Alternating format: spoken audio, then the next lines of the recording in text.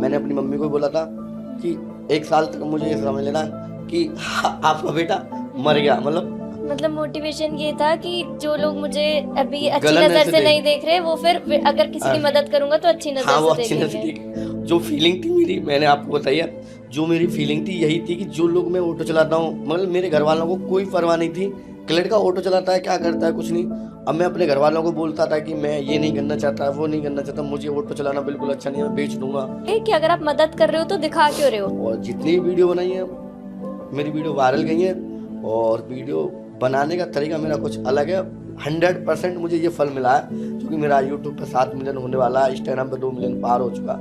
ये सब उन्हीं की दुआ है, और लोग मेरे से प्यार करते हैं उस चीज़ से। मैं जब दिल्ली आया था तो मेरे पास न पैसे थे, और मुझे ये भी नहीं पता था कि टिकट कहाँ से मिलती, और अपनी जीप से उनके मैंने तलवे चाटे थे, बहुत मिन्नतें करी थी मैंने कि मुझे आप छोड़ दो, मेरी माँ अकेली है, मैं, मेरा पापा नहीं है, आप मेरे को छोड़ दो, मेरे को क्यों लेके आओ यहाँ पे, मैं तो अपना काम करने आया था, घर से भाग के आया हूँ, और मेरे पापा नहीं है, मेरी माँ मर जाएगी, मेरे घर में कोई कमाने वाला नहीं है। एक खिड़की दरवाजा था, उसी में मेरे को, उसी में बाल पकड़ के मेरे को पकड़ के, अब तू मानेगा नहीं, अब तू कटेगा। अब मेरे को उन्होंने पकड़ लिया, उन्होंने वो ताला खोला, और वो खोला ना, उसी में दरवाजा था, उसी कमरे में देखा तो इतना बच्चा कटा पड़ा था, मेरी देख के रूह कांप गई, मतलब देख के मेरी रूह कांप गई कि यहाँ पे कितना कटा, और वहां पर तलवारें चाकू फाकू रखे थे ना, मेरे को अंदर घुसा दिया।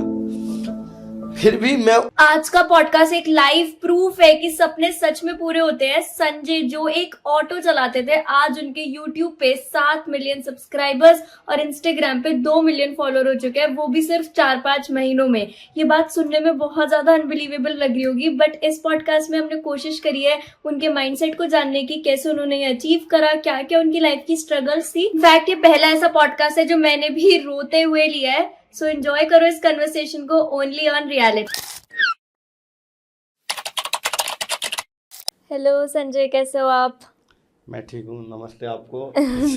जो आपने मुझे यहाँ तक बुलाया और यहाँ आने का मौका दिया।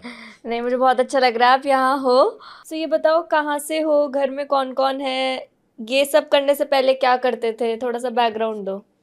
देखो, इस करने से पहले बहुत सारी प्रॉब्लम आई, घर वालों के साथ भी, अपने साथ भी, मेरी लाइफ में बहुत दिक्कतें आई थी, और सबने साथ छोड़ा था। घर वालों ने, एक्चुअली पापा है नहीं है, और मैं ऑटो चलाता था दिल्ली में।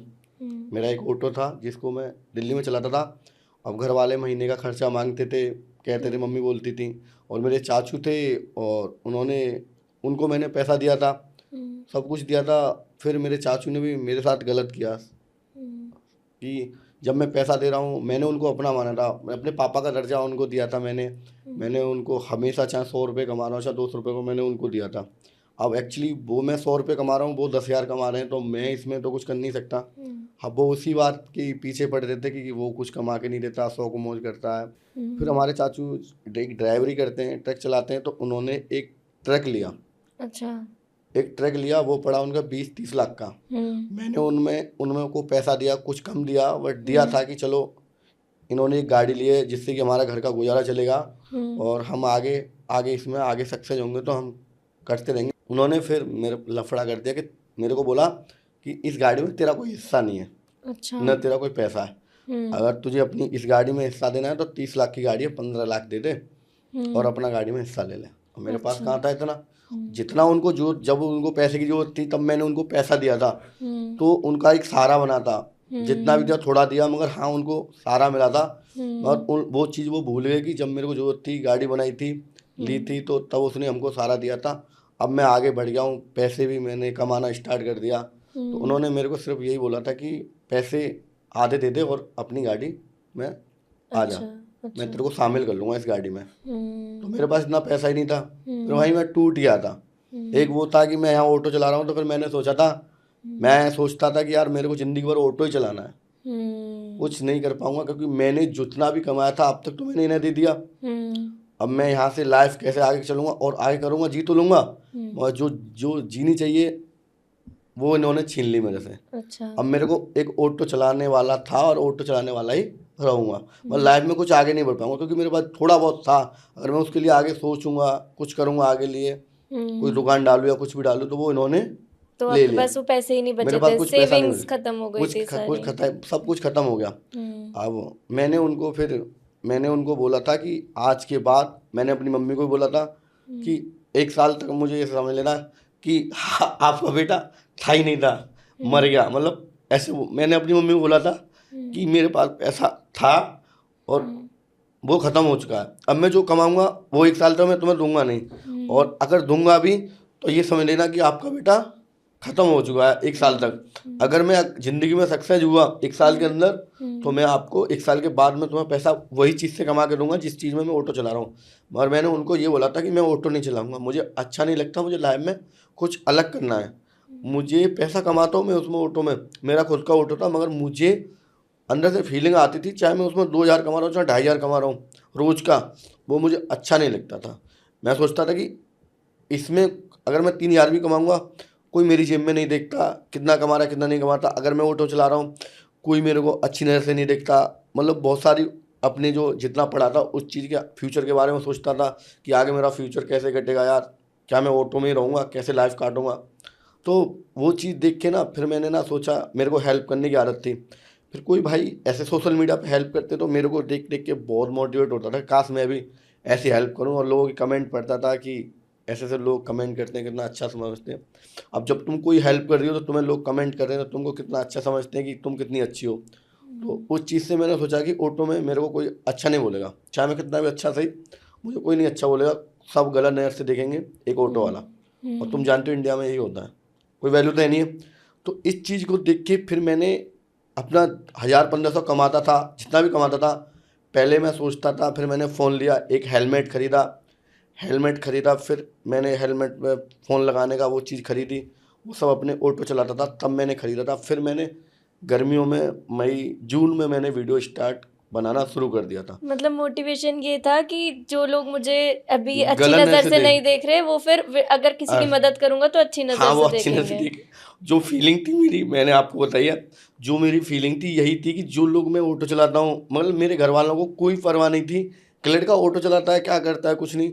अब मैं अपने घर वालों को बोलता था कि मैं ये नहीं करना चाहता, वो नहीं करना चाहता, मुझे ऑटो चलाना बिल्कुल अच्छा नहीं है, मैं बेच दूंगा, मैं चाहे 10,000 रुपये की नौकरी कर लूँगा, बिल्कुल नहीं करूँगा, चाहे मैं भीख मांग लूँगा, मगर मैं ऑटो नहीं चलाऊँगा। क्योंकि मेरे को जितना मैं अच्छा हूँ अंदर से, मेरे को उस चीज़ से लोग देखते नहीं हैं। अब मैं प्रेजेंट में ऑटो चला रहा हूँ तो ऑटो वाला हूँ, चाहे मैं किसी को कुछ भी कर दूँ, कितना भी अच्छा कर दूँ, फिर भी मैं एक ऑटो वाला रहूँगा। तो उस चीज़ को देख के बहुत सारी दिक्कतों का सामना करना पड़ा मैंने। और मेरे चाचू बोलते थे मेरी मम्मी को कि तुम्हारा लड़का प्रधानमंत्री बनेगा, प्रधानमंत्री की कुर्सी पे बैठा दो, इसके बड़े बड़े ख्वाब हैं। बहुत सारी दिक्कतें मैंने झेली हैं। मेरे घर वालों ने मेरे को मारा भी है, पीटा भी है, बहुत कुछ बोला है। और मेरे सारा दर्द मेरे को दिया है ना मेरे घर वालों ने दिया है, बाहर के तो तब देंगे क्योंकि मेरे रिश्तेदारों ने फलाने का लड़का इतना बदतमीज है, मतलब बहुत सारी चीज़ें को सामना करना पड़ा है कि ये लड़का उसका है। कोई किसी ने झगड़ा कर दिया, किसी को थप्पड़ मार दिया तो उसमें मैं किसी के साथ हूँ, चाहे किसी ने थप्पड़ मारा उसमें नाम मेरा आएगा, फलाने का लड़का था उसने बदतमीजी करी होगी, या उसने, मेरा कोई इशू है नहीं है, मैं तब की लड़ाई को किसी की रोक रहा हूँ, मत लड़ो क्या फ़ायदा, फिर भी मेरा ही नाम आ रहा है उस चीज़ में कि इसकी वजह से लड़ाई होगी। तो बहुत लोगों ने मुझे टॉर्चर किया, बहुतों ने, मतलब हर जगह मेरे दुश्मन थे। मतलब कहीं पे भी जाता था, रिश्तेदारी में जाऊं, कहीं पे भी जाऊं, सब जगह मेरी पिन मारने वाले थे। और मतलब सारी चीज़ें तो घर से ही स्टार्ट होती हैं, जब घर में ही मेरी कोई वैल्यू नहीं थी, लोगों ने नहीं कुछ नहीं समझा था, क्योंकि मैं कहता था कि मुझे ये करना है वो करना है, तो इस चक्कर में मेरे घर वाले मेरे से खिलाफ रहते थे और कोई कुछ नहीं करने देता था। तो जब मैंने वीडियो बनाना स्टार्ट करा, लोगों की हेल्प करना स्टार्ट किया, तो मेरे घर वालों ने मुझे टॉर्चर किया था कि इतना अमीर हो रहा है, पैसा घर पे देना चाहिए, गरीबों को लुटा रहा है और ये कर रहा है, बताओ इसकी इतनी औकात नहीं है, तब भी ये बंदा पैसा खर्च क्यों कर रहा है, बताओ यहाँ पे हमको देना चाहिए, घर की स्त्री समझनी चाहिए। मगर मैंने सोचा था कि अगर मैं वीडियो बनाऊंगा, आगे बढ़ूंगा, तो 1 साल नहीं दूंगा अपने घर वालों को, तो मैं आगे बहुत कुछ कर दूंगा अपने घर वालों के लिए, आगे खुश कर दूंगा। संजय, जैसे आप बता रहे हो कि इतनी सारी स्ट्रगल से निकल कर अब आप यहाँ तक पहुंचे हो, इतने सारे लोगों ने परेशान भी करा, तो आज आप उन्हें क्या जवाब देना चाहोगे? मैं आज यही कहना चाहूँगा उनको कि किसी को डिमोटिवेट ना करें। अगर कोई इंसान आगे बढ़ने की कोशिश कर रहा है तो उसको आगे बढ़ने का साहस दें और उसको सहारा दें। ये नहीं है कि आप उसको कि बोलो कि कोई कह रहा है कि मैं आसमान छूँगा, कि आप उसको बोल रहे हो कि आसमान तेरे पर नहीं छिलेगा, छुआ जाएगा तो गिर जाएगा। और गिर जाएगा तो मर जाएगा। अरे जब उसका जुनून है जो उसे आसमान छूने का तो उसे छूने दो ना, तभी तो वो आसमान छुएगा। अब पहले ही आप टूट दोगे तो वो क्या कर पाएगा, कुछ नहीं कर पाएगा ज़िंदगी में।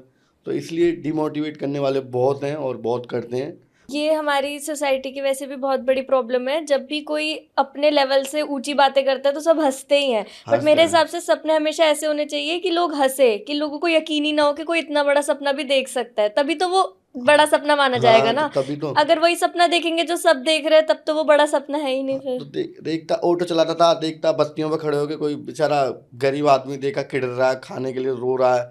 मतलब बहुत सारा, मतलब देखा नहीं जाता था कि अब गंदा इतना हो रहा है कि वहीं रोटी तो हम तुम खाते हैं साग सब्जी से, कोई सिंपल रोटी खाना खाते हैं, दाल और रोटी खाते हैं, मगर वो कुछ और ही तरीके से खा रहा है। ना तो उसके पास रोटी है ना ही सब्जी है, सब्जी है तो रोटी नहीं है, रोटी है तो सब्जी नहीं है, मतलब उस तरीके से। और वो भी उसमें कि कितने दिन की है कोई पता नहीं, पन्नी में से निकाले कचरे में से लेके उसको खा रहा। तो एक तरह का अंदर से सोचा जाता था कि यार ये बहुत गलत है, ये भी एक इंसान है, इनकी वो हेल्प करी जाए और लोगों में एक इंसानियत बांटी जाए कि जो लोग निकलते हैं, किसी को कोई गंदा खाना खा रहा है तो अगर किसी को दिखे तो उस खाने को छीन के उसे दूसरा खाना दिया जाए और उसे एक अच्छी ज़िंदगी दी जाए। ये चीज़ सोच के ना मैंने फिर वीडियो बनाना स्टार्ट किया था। और जितनी भी वीडियो बनाई है मेरी वीडियो वायरल गई है। और वीडियो बनाने का तरीका मेरा कुछ अलग है। मैं हेल्प करता हूँ तो मैं उसमें घुस के करता हूँ। ये नहीं है कि मैंने उसको दूर से खाना दे दिया या कुछ दे दिया उसे खिला के और मैं निकल गया वीडियो बना के। मैं उसकी जितनी भी मेरे पास कोशिश होती है, जितना वो गंदा है, जितना भी ख़राब है, पूरा उसे साफ़ सफाई करने की कोशिश करता हूँ कि वो बंदा बिल्कुल साफ़ हो, उसे एक अच्छी ज़िंदगी मिले। अगर मैं उसको पूरी ज़िंदगी भर अपने साथ नहीं रख सकता, मेरे पास कुछ ऐसा आइडिया नहीं है, तो कम से कम मैं उसको इतना कर सकता हूँ कि वो कुछ दिन के लिए अच्छा रह लेगा और अच्छा खा लेगा। और अच्छा करके जाऊंगा तो थोड़ा दिमाग में आएगा कि मेरे को कोई साफ़ सफाई से करके गया तो मैं इस चीज़ को चेंज करके कुछ अच्छा करूं। तो ये चीज़ मैंने बहुत करी है और मुझे ना इस चीज़ से इतना सुकून मिलता है कि अगर मैं किसी को एक 10 रुपये की जगह किसी को 1 रुपया दे देता हूँ तो दिल में इतना ठंडक बैठता है कि मैं ही जानता हूँ कितना सुकून मिलता है। अगर मैं कहीं से अगर 10 करोड़ कमा लूँगा ना तो उससे मेरे को इतना सुकून नहीं मिलेगा। और अगर मैं उस 10 करोड़ में से किसी को 2 रुपये का खाना खिला दूंगा ना, वो 10 करोड़ मेरे उस खाने के बराबर है। मुझे वो सुकून मिलता है। तो वो जब आप इनिशियली ये सब चीज़ें करते थे, जब आपने स्टार्ट ही करा था, तब आप जैसे बता रहे हो आप ऑटो चलाते थे, तो तब तो ज़्यादा आपके पास शायद पैसे या सेविंग्स भी नहीं होंगे, तो नहीं, तब कैसे हेल्प करते घर थे? वालों ने साथ छोड़ दिया था, मम्मी को मना कर दिया था 1 साल तक मैं आपको कमा के नहीं दूँ सकता, सोच लेना मैं कहीं चलाई गया कुछ भी समझ लो। तो 1 साल तक मैं आपको बिल्कुल पैसा नहीं दूंगा, 1 रुपया नहीं दूंगा, चाहे तुम तड़पो या कुछ भी करो, मैं आपको 1 रुपया नहीं दूंगा। और मुझे जो करना है अपने फ्यूचर में मैं वो करूंगा। अगर भगवान की कृपा से मैं सक्सेस हो गया तो मैं आपको पैसा आगे दे दूंगा, अगर नहीं हुआ तो 1 साल के बाद जिस तरीके से मैं ऑटो चला रहा हूँ उस तरीके से मैं अपना ऑटो चलाऊंगा और मैं आपको कमा के दूंगा। और वो पूरा फर्ज निभाऊंगा जो मैं पहले से निभा रहा था। तो मैंने घर वालों को पैसा देना ख़त्म कर दिया था, बिल्कुल नहीं दे रहा था। अब मैं जैसे 1000 रुपये कमाए दिन में तो किसी को खाना देना वो देना, तो मतलब किसी को चप्पल देनी है, किसी को खाना देना, पूरा सेटअप बना के देना था जिसमें मेरे 300-400 रुपये खर्च हो जाते थे, प्लस सीएनजी पड़वाना, खुद अपना भी खर्चा देना। तो वही मेरे पास 200-300 रुपये रोज़ बचते थे। कहाँ मैं 1000-1500 रोज़ के बचाता था, सेविंग करता था। आज की डेट में मैंने जो दिल से करा वो मुझे मिला है। अगर कोई और होता ना मेरी जगह, कोई हेल्प करता, बहुत है मेरे से पहले पहले हेल्प कर रहे हैं, ना तो उसका चैनल ग्रो होता ना उसकी इंस्टाग्राम आईडी ग्रो होती, मेरे से अच्छी हेल्प कर रहे हैं। जो मैंने दिल से करी थी ना, मैंने अपनी मेहनत का पैसा लगाया ऑटो का, पसीने में मैं ऑटो चलाता था, सवारी छोड़ता था धूप में, घर पे भी नहीं जाता था। तो वो चीज़ मेरे को वो भगवान ने मेरे को दी है। और जिनकी मुझे शायद आपने मदद करी उनकी भी उनकी दुआ। दुआ बहुत लगी है मेरे को, उनकी दुआ ही लगी है मेरे को। मेरी मेहनत का नहीं है कुछ, मैं अपनी मेहनत नहीं मानता। मैं मानता हूँ जो लोगों को मैंने खाना खिलाया, कुछ भी दिया, उनका पेट भरा है, भी दोपहरी में कहीं धूप में वो पड़े, उनको सीरक में बिठाया, उनको खाना खिलाया, उनके साथ अच्छा किया है, तो वो चीज़ मेरे को मिली है। वो चीज़ जो कहते हैं ना कि अगर तुम अच्छा करोगे तो तुम्हें अच्छा फल जरूर मिलेगा, वो मैं लिख के देता हूँ। मैंने अच्छा किया, मुझे अच्छा फल मिला है, बिल्कुल मिला है। और 100% मुझे ये फल मिला है, जो कि मेरा यूट्यूब पे 7 मिलियन होने वाला है, इंस्टाग्राम पे 2 मिलियन पार हो चुका। ये सब उन्हीं की दुआ है और लोग मेरे से प्यार करते हैं उस चीज़ से। नहीं। और जो भी मैं हेल्प करता हूँ तो कोई दिखावा नहीं करता, कोई उसमें ये नहीं करता, जो मेरे से होता है उसमें अंदर घुस जाता हूँ, चाहे वो कितना भी गंदा सही, कितना भी उससे बदबू आ रही थी, वो मेरे लिए भगवान है। मैं भगवान की तरह उसकी सेवा करना चाहता हूँ और सही उस चीज़ बात का है। फल मुझे मिला है। मुझे 100% पता है आपको इस कन्वर्सेशन को सुनने में बहुत ज़्यादा मज़ा आ रहा है। बहुत सारे लोग हमारे पॉडकास्ट को कंज्यूम करते हैं बट सब्सक्राइब करने में कंजूसी कर देते हैं, इसलिए बस 2 सेकंड निकाल लो यार, नीचे ही सब्सक्राइब का बटन है, सब्सक्राइब कर दो और एंजॉय करो इस कन्वर्सेशन को। नहीं, काफ़ी अच्छा है, आपकी ग्रोथ भी अच्छी हुई और अब आप जिनकी आप अभी थोड़ी सी हेल्प कर पाते थे, अब आप उनकी पूरी कंप्लीट हेल्प कर Complete पाओगे help करता हूँ। इस सब ग्रोथ की वजह से। हाँ। बहुत अच्छी बात है। बट जब भी हम सोशल वर्क की बात करते हैं, हेल्प की बात करते हैं, तो एक सवाल सबसे ज़्यादा ये आता है, आपके पास भी ऐसे कमेंट्स आते होंगे कि अगर आप मदद कर रहे हो तो दिखा क्यों रहे हो? हाँ, तो उस पे आपका क्या जवाब है? उस पर यही जवाब है कि जो अगर मैंने जब हेल्प करना चालू करा था तो बहुत कम लोग हेल्प करते थे, इतनी नहीं करते थे। जब से मैं इतना कहता हूँ कि जब से मैंने वीडियो बनाना स्टार्ट किया है, मैंने अपनी वीडियो बनाना स्टार्ट किया, मेरे से पहले भी लोग हेल्प करते थे, उनके लिए भी मैं हाथ जोड़ के धन्यवाद कहना चाहता हूँ कि आपने भी हेल्प करी है। मगर मैं आपके बाद आया हूँ, जो मैंने वीडियो बना के सोशल मीडिया पर छोड़ी है, उस तरीके से आप देख लो, हर बंदा हेल्प कर रहा है, हर बंदा हेल्प कर रहा है। एक मोटिवेट मैंने वीडियो बनाई है, तो उस चीज़ को देख के लोग बहुत ज़्यादा खुश हुए। देखो, मैं आपको बताती हूँ मेरा इसमें क्या मानना है। मुझे ये लगता है कि अगर आप किसी की मदद कर रहे हो और उसको दिखा रहे हो तो उसमें क्या बुराई है? सोशल मीडिया पे सब लोग इतना अजीब अजीब तरीके का भी कंटेंट डालते हैं जिससे किसी का भला नहीं हो रहा, बट इससे तो किसी का भला भी हो रहा है, और अगर उससे आपको भी खुशी मिल रही है, कुछ व्यूज आ रहे हैं, कुछ अच्छा लग रहा है, तो उससे अच्छी बात तो कोई हो ही नहीं सकती। ये तो ऐसा काम है, दूसरे का भी भला, अपना भी भला।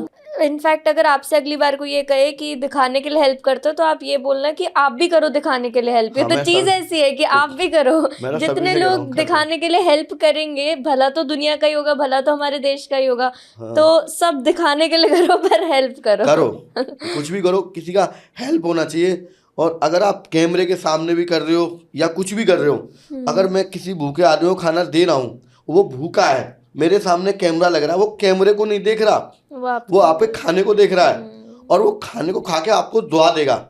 वो ये नहीं कहेगा उसने क्या लगा रखा, क्या कैमरा लगा रखा, क्या बना के ले गया। बस उसे ये दिखेगा कि मैं भूखा था और मुझे उस टाइम खाने को, भूख मिटाने के लिए खाना मिला, और उस चीज़ से मेरा पेट भरा। पेट भर के मैं उसके लिए दुआई दूंगा, और वो दुआई देगा और चैन की नींद सोएगा।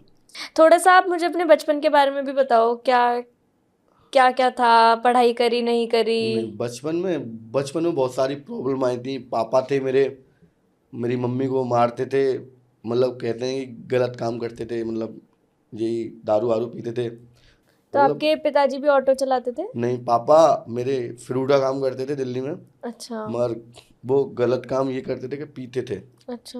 और पीते थे, उनको वैसे यहाँ मेरे पापा अच्छे थे, बुरा नहीं बोल रहा, मगर उनका माइंड है ना, घर वालों ने यही मतलब डिप्रेशन में वो चले गए होंगे, कुछ भी करते थे, मम्मी को मारते थे, पीटते थे।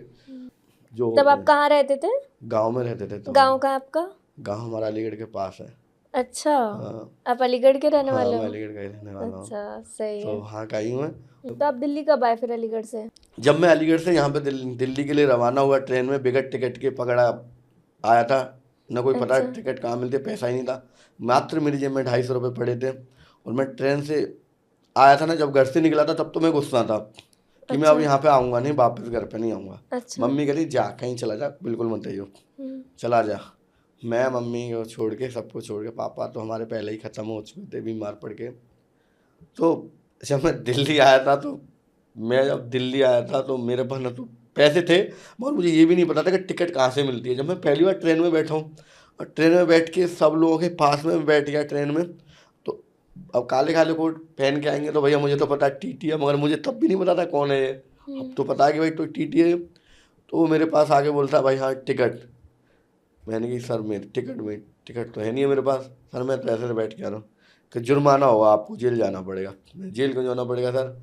नहीं जाना पड़ेगा। एक भाई था कोई पास में बैठा था जिसकी 20-25 रुपए की टिकट आती थी, तो उन्होंने मेरे से पानी की बोतल मंगाई थी रेलवे स्टेशन पे।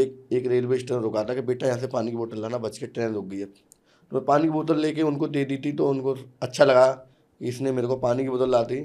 तो मैंने उनको पानी की बोतल ला के दे दी। तो टीटी आया, तो उन्होंने उस टीटी को समझा दिया कि पैसे हम दे देंगे इसके, आप इसे मत लेके जाओ। तो उन्होंने मेरा जुर्माना भरा था। अच्छा। और मैं उनके साथ यहाँ तक आया था। थोड़ा बड़े बूढ़े अंकल थे और आंटी थी, उनका सामान लेके मुझे ये भी नहीं पता नई दिल्ली आ गया। अब वो अपना नई दिल्ली से ये भी नहीं पता कि नई दिल्ली क्या है। अब वो यहाँ से वो चले गए अपने घर।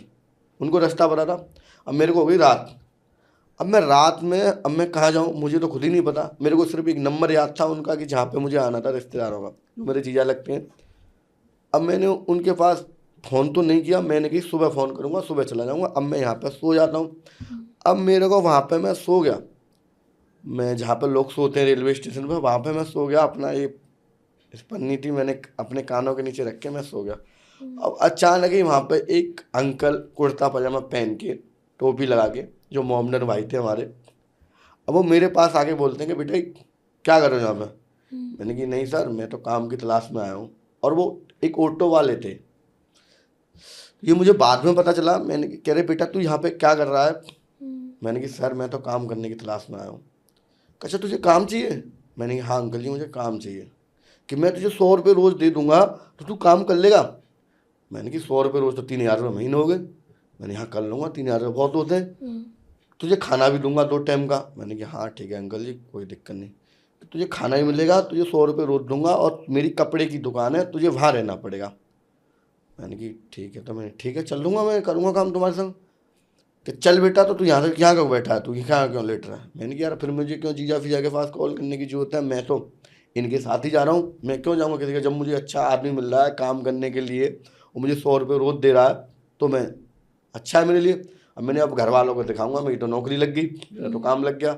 अब मुझे वहाँ से वो उठा के लेके चल दिया। अंकल मुल्ला जी थे, सफ़ेद टोपी पहन रखी थी और बहुत तगड़े थे, कुर्ता पजामा पहन के, वाइट कलर के, घड़ी फड़ी डाल के, मतलब वीआईपी थे यहाँ से, अच्छे आदमी थे। मुझे तो लग रहा था अच्छे हैं ये, मेरे को लेके जा रहे हैं। अब मेरे को लेके जा रहे थे वो, मैं उनके पीछे पीछे चल दिया, मेरे को बिठा ले ऑटो लेके चल दिया। अब मुझे बाद में चला कि ये नई दिल्ली से मुझे लेके आ गए दरियागंज, मगर मुझे ये भी नहीं पता था कि दरियागंज है।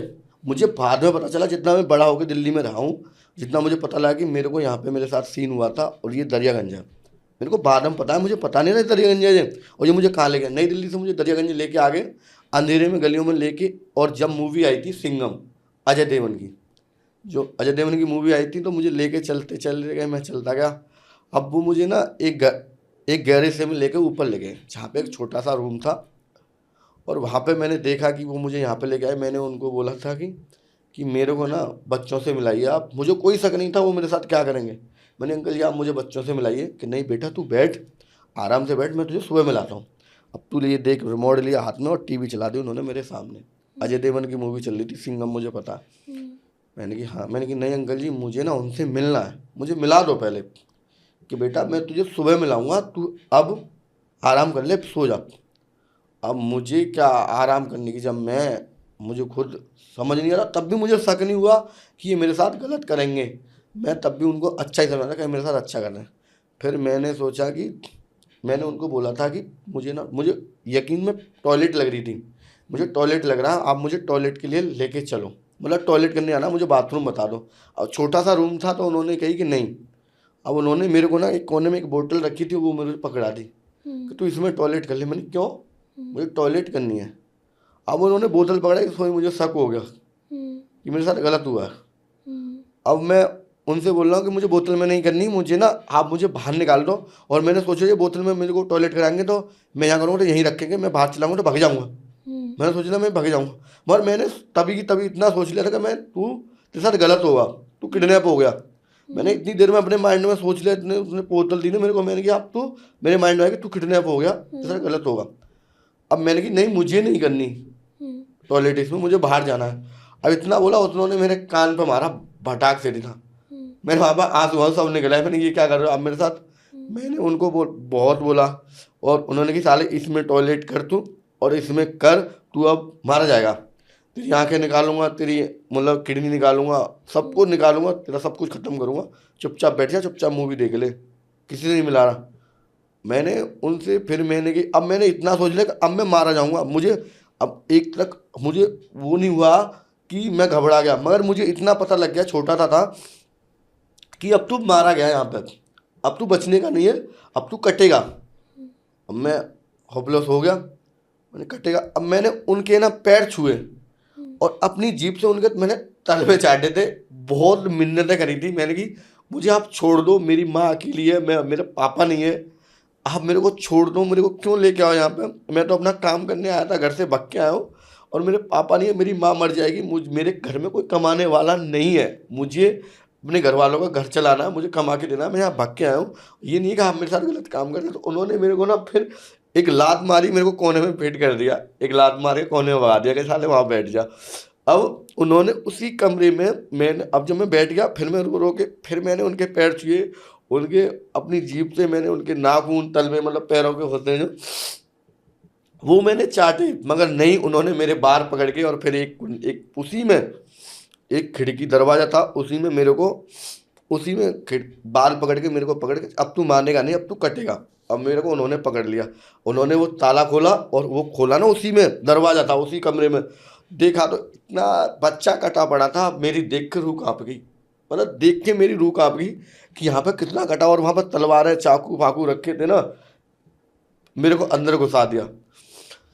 फिर भी मैं उनसे मिन्नतें मांग रहा हूँ, बहुत कुछ मिन्नतें मांगी मैंने कि मुझे छोड़ दो छोड़ दो छोड़ दो। और वहाँ पे खूनम खान इतना सब देख के ना मैं हो गया, घबरा गया, मैं अपना शांत हो गया, शांत हो गया। फिर मेरी एक शांत होने के बाद फिर मेरी एक हॉबी जो मेरी बात करने की थी, फिर मैंने उनसे बोला कि मैं रियली बता रहा हूँ, मेरे घर में कोई कमाने वाला नहीं है, आप मेरे को मार लो, उससे कोई मतलब नहीं, आप मुझे जान से मार दो, कोई नहीं, मैंने मेरी माँ मर जाएगी यार, मेरे घर में कोई कमाने वाला है ही नहीं है, आप मुझे छोड़ दो। मैंने फिर मैं वहाँ पर रोना स्टार्ट कर दिया। फिर मैंने उनके पैरों के तले जो, उन्होंने मेरे को, भगवान ने करा उनके दिल में क्या आई, उन्होंने मेरे को धक्का मार के बाहर निकाल दिया। अब बाहर निकाल दिया तो मैं सीढ़ियों से लुढ़कता लुढ़कता अपनी, मतलब बाहर निकाला तो मैंने अपनी पन्नी पकड़ी और मेरे में लात मार दी। फिर दोबारा मैं वहाँ से ऊपर उतरता हुआ आया। अब मेरी वहाँ अंधेरे में लाइट नहीं थी, वहाँ पे मैंने देखा मेरी चप्पल गायब होगी। अब मैं वहाँ चप्पल को ढूंढ रहा हूँ अंधेरे में सीढ़ियों पे, ऐसे पकड़ के, ऐसे पन्नी पकड़ के ऐसे चप्पल देख रहा हूँ अपना गिर के। मैंने वो चप्पल लेके अपना मैं वहाँ से भागा। वहाँ से भाग के वहाँ पे मेरे साथ कुत्ते पीछे पड़ गए, मेरे पीछे कुत्ते भी पड़ गए थे। अब मैं अंधेरे में, मुझे कोई नहीं दिख रहा, जैसी गली दिख रही है मैं भगता जा रहा हूँ, भगता जा रहा हूँ, भगता जा रहा हूँ। और पीछे से मेरे हर गली में 12-1 बज रहा था, मेरे साथ कुत्ते पड़ गए। कुत्ते भी काट गया था, मगर मैं उस पन्नी मेरे हाथ में थी, चप्पल हाथ में थी, मैं भगता चल रहा, आगे देख के, थोड़ा आगे देख के, पीछे देख के, ऐसे करके हंस हंस करके चुप चुप ऐसे करके अपना मैं निकल गया। मैं पहुंच गया दरिगंज के, मैं बाहर आ गया रोड में। वहाँ पे मैं भगता हुआ पुलिस वालों के पैरों के नीचे गिरा।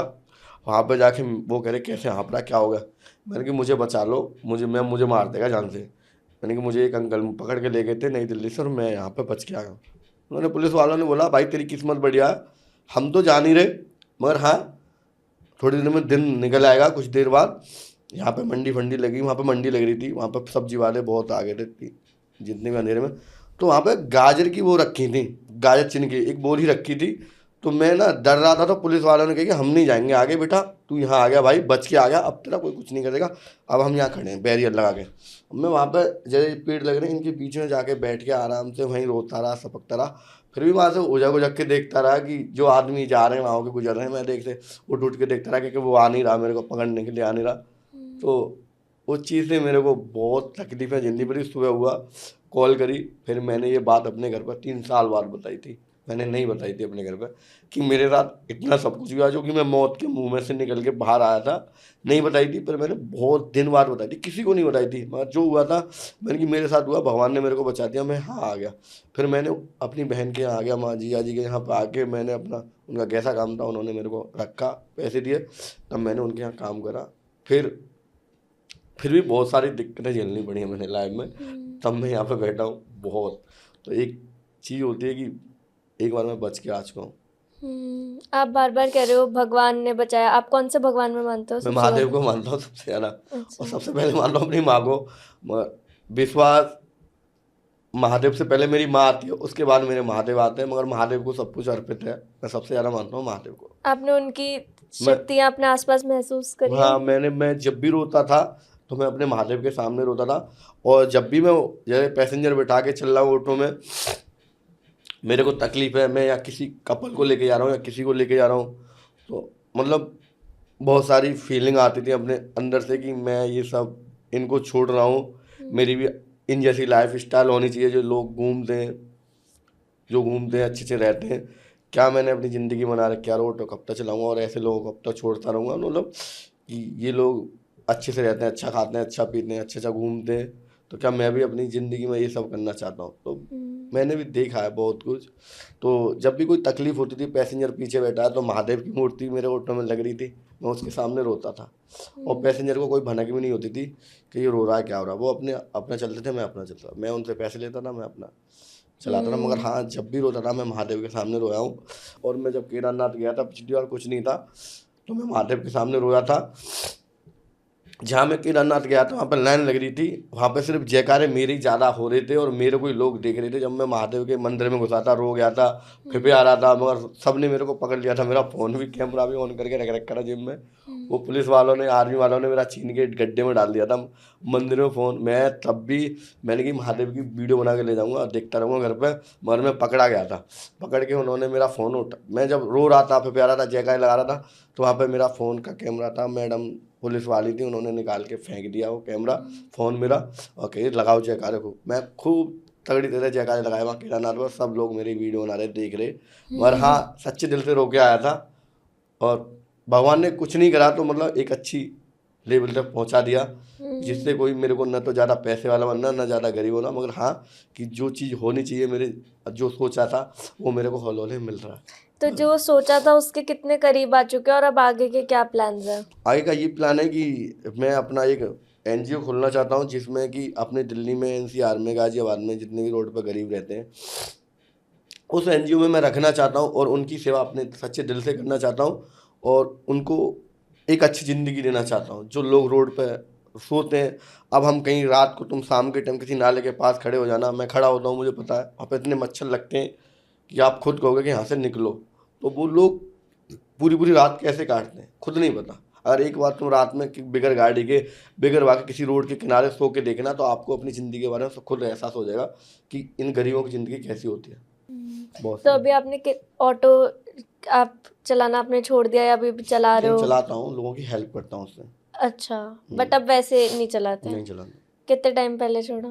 नहीं, 3 महीने हो गए मुझे ऑटो छोड़ते। 3 महीने हो गए। ऑटो तो मैं शुरू से चला रहा हूँ, अब भी चला रहा हूँ, हाँ। बट अब हेल्प करता हूँ लोगों की। तो अब कहीं जाते हो लोग पहचानते हैं? मास्क लगा लेता हूँ। क्यों, अच्छी बात है, पहचानेंगे। अब बिगर मास्क की भी पहचान लेते हैं, हर जगह पहचान लेते हैं। मैं जहाँ भी जाता हूँ वहाँ पे लोग मुझे पहचान लेते हैं, मना नहीं कर रहा। तो अब वो लोगों के आंखों में वो इज्जत देखते हो अब आप अपने लिए, जो पहले आपको लगता था हाँ, कि नहीं बहुत है? इज्जत है, बहुत अच्छा लगता है कि एक कॉन्फिडेंस मिलता है कि मैं जहाँ जिस रास्ते पर चल रहा हूँ बहुत अच्छा। और आने वाले कल में देखो, इंसान का जन्म है ना, बहुत अच्छा है। अगर इंसान अच्छे से सोचे तो मैं तो सोचता हूँ मैं इतने अच्छे कर्म करूँ कि मुझे अगले जन्म में भी इंसान का जन्म मिले, मैं लोगों की हेल्प करूँ।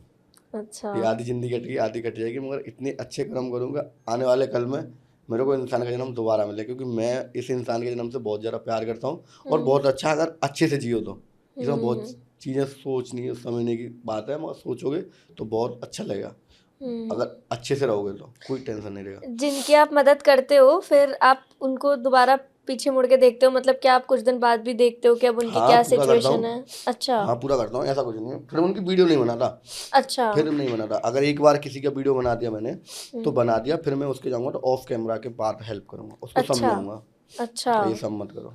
और आपने किसी को ऐसा देखा कि आपकी मदद के बाद उनकी सिचुएशन काफी ज्यादा अच्छी हो गई है? हाँ, बहुत है। और ऐसा भी है कि जिसको मैं सामान दे के आता हूँ वो सामान बेच के भी खा जाते हैं। अच्छा। मजबूरी होते हैं। हाँ, हाँ। अब मैंने एक भाई की हेल्प करी थी, तो उन्होंने जिनको वेटिंग मशीन दी थी, सामान कपड़े लत्ते दिए थे, वो वेटिंग मशीन को ही बेच के खा गए। अच्छा। उनके पास मजबूर किराए पे जाने के लिए पैसे नहीं थे, गाँव जाना था उन्हें। दोबारा वेटिंग मशीन दी, पैसा दिए, अच्छे से रह रहे हैं।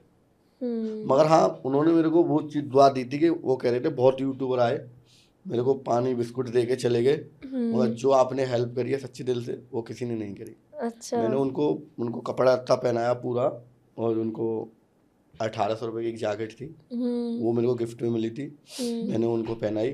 अच्छा। और जूते पहनाए, जो भी पूरा सेटअप था, टोपे वोपे बहुत सारी आइटम थे, उनको पहना के बढ़िया तरह से एक अच्छी तरह से उनका लेवल सही करा और उनको एक वेटिंग मशीन दी। फिर उन्होंने वो बेचे खा ली, बेचे खाने के बाद फिर मैंने उनको 1000 रुपये दिए और फिर वेटिंग मशीन दी, अच्छे से रह रहे हैं, अच्छे से। और उन्होंने अपना काम भी कर लिया। अब मैं जो देखता हूँ, कल भी मैंने रिक्शा किसी को दिया है बेचारे को, जो देखा रोड पर, बिल्कुल ही देखा नहीं, मतलब एक चलते हुए भीख मांग रहा है, तो वो मेरे को देखा नहीं गया, फिर मैंने उसको ना परसों देखा था, फिर हमने परसों ही जाके रिक्शा खरीदा। रिक्शा है हमारे 10.5 का, 2,500 रुपये हमारे लगे छत में, छत बनवाई, और 1100 रुपये का हमारा पानी और चिप्स विप्स आया था, वो हमने सजा के दिया। और हमने उनको नहलाया धुलाया, कपड़े उत्ते पहनाए बढ़िया तरह से, उनको स्टैंडर्ड बना के, और उनको रिक्शा गिफ्ट कर दिया। अब हमने उनको ये बोला था कि आज के बाद तुम्हें भीख नहीं मांगना। वो सच्चे दिल से कह रहे, रो गए थे कि हम भीख का नाम ही लेंगे, मैं अब इससे पैसे कमाऊंगा और इससे चलूंगा। और उनको किसी ने रिक्शा नहीं दिया, जबकि दिल्ली में चलते हैं बहुत सारे एनजीओ हैं। एक्चुअली मेरे पास एनजीओ नहीं है, अपने लोगों का सपोर्ट है, जो लोग मेरे से जुड़े हुए हैं वो डोनेशन करते हैं, मैं उस पैसे को आगे खर्च करता हूँ और मुझे अच्छा लगता है। तो अब उनको देखे ना एक खुशी महसूस हुई कि उनको एक रोजगार दे दिया, वो मस्त। अब ये है कि अब वो बेचें या न बेचें, जो रोड पे किड़र रहे थे, उस रिक्शा से मैंने उनको एक छोटा सा रिक्शा दे दिया, रोड से किड़रने से बढ़िया। बहुत अच्छी अब वो रोड बात पे है। नहीं किड़रेंगे। सही बात है। बस ये है। आपकी क्या एज है? बताया 25-26 साल होगी मेरी, अच्छा। 98 में जन्म हुआ था। अच्छा। बट एज क्या बताऊं, पर क्या जैसे आप बता रहे थे कि आप भी अपने ऑटो में पीछे लोगों को बैठे देखते थे, तो आप चाहते तो उनके जैसी जिंदगी हो, तो क्या हाँ। प्लान आपका आगे, फैमिली का, शादी का? मगर देखो शादी मेरी हो चुकी है। अच्छा, हो चुकी है? हाँ, ये तो शादी- आपने बताया ही नहीं। शादी मेरी हो चुकी है। अरे वाह। आज से 10 साल बाद आप अपने आप को कहाँ देखते हो? कैसा फ्यूचर चाहते हो? मैं फ्यूचर तो कुछ नहीं चाहता, मैं आज जो बैठा हूँ, और आज से 10 साल बाद मैं चाहता हूँ कि रोड पे कोई गरीब नहीं रहे और भूखा नहीं सोए, और मैं चाहता हूँ कि वो अच्छी ज़िंदगी जिए और अच्छा उसको मिले और अच्छी इज्जत मिले।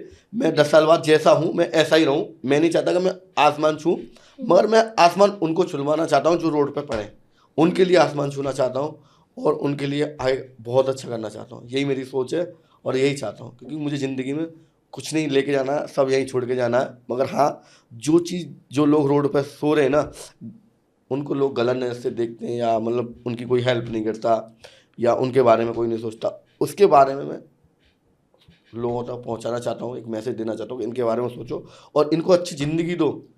हर इंसान रोड पर पड़ा है वो पागल नहीं है, मैं हेल्प करता हूँ, मुझे पता है। मैंने ऐसे गंदे गंदे लोगों को अपनी हेल्प करी है, वो मैंने, तुम्हें दिख रहा कि तुम कहोगे कि हटो बदबू आ रही है इससे, ये तुमसे 2 रुपये मांग रहा है, अरे हटो मेरे पे नहीं है 2 रुपये, कुछ नहीं दिया तुमने, इग्नोर कर दिया। तुम कहोगी, अगर कोई पूछेगा कि तुम्हें पागल है क्या, क्या मूड मारूं उससे। मैंने उन लोगों की हेल्प करी है, जब नहा धुला के सतर कर दिया, सब कुछ ओके कर दिया, मैंने उनको फिट कर दिया। अब वही बाद में कह रहे हैं भाई आपका धन्यवाद, बट वो पागल कैसे हो सकता है।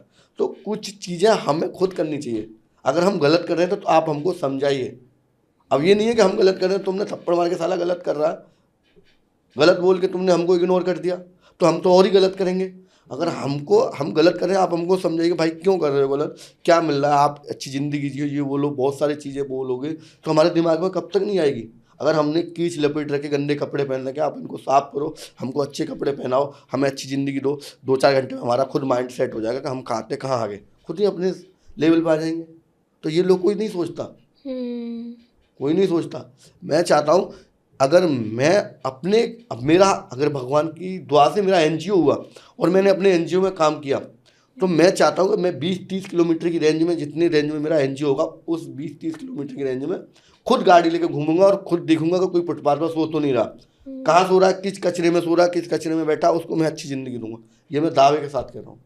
मुझे उनका दुआ लेना है और उनको अच्छी ज़िंदगी देना है, ढूंढ के लाना है मुझे कहाँ पे पड़े गरीब।